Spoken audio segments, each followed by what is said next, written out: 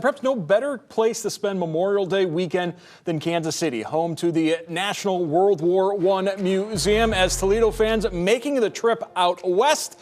Late in the first period, no score. Mavericks Jeremy McKenna on the breakaway. Waits dekes John Lethman, and for the first time in this series, KC with the first goal of a game. 30 seconds later, Toledo shorthanded. They get a breakaway. Brandon Cruz beats Jack LaFontaine, but off the post. Right back to Cruz. Another chance. Matt Anderson also turned away. Toledo down 1 after 20. Midway through the second, Mavericks off to the races. 3-on-2. McKenna's second goal of the night. Walleye in a big hole. Toledo trying to answer on the power play. Riley McCourt to Riley Sawchuk for the one-timer, but LaFontaine, 31 saves for the KC goalie.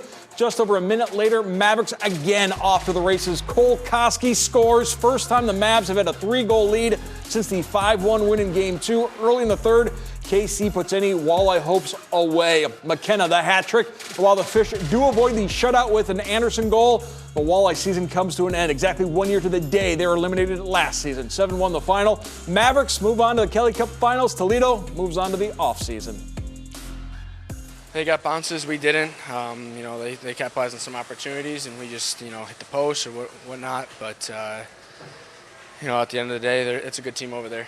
They played well, and just wasn't our way. I mean, we let one get away from us tonight, giving their top guys a little bit too much time and space and a couple good bounces to get them into their races. And, but ultimately, I loved how we competed in this series. I think it should have been a Game 7 with one of those games going our way earlier, but it is what it is. We were playing a team that proven to be the top team in the league all year long, and we knew it was going to be an extremely hard test, and, it just didn't go our way. Pretty speechless, honestly. We were all upset. I mean, we all knew in there that we deserved way more than that, and we definitely had the group to do it. I don't really know. I love every one of those guys, and definitely one of the best teams I've ever been on, inside the locker room and on the ice. For the final time this season, we send out to our Walleye broadcast crew, Matt Melzak and Jordan Strack. All right, thanks. Back out of here in Kansas City, one final time in this series. Jordan, Toledo did a great job through 5 games against Kansas City, really limiting what they like to do, which is get out, get in that transition, get 2-on-1s, 3-on-2s. Tonight, Kansas City had that jump. They were able to do it. They made some adjustments. It worked to perfection for them. Yeah, no question. I mean, through 5 games, this was such a tight series. It felt like Toledo was the better team for large chunks of this series. But tonight we saw the best team in the ECHL throughout the regular season flip the switch. They were really good. There's no question about it. In Game 6, they came out with some jump and some desperation.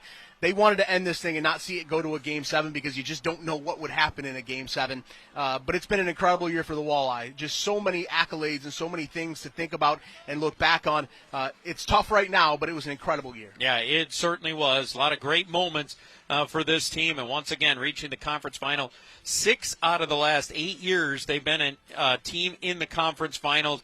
So hard to do that, but yet this team keeps showing up at this time of the year and having that opportunity, just all you can ask for. Yeah, pressure is a privilege, and this is the expectation.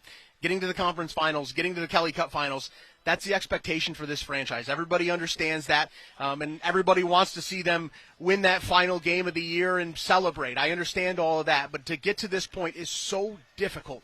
It is so difficult.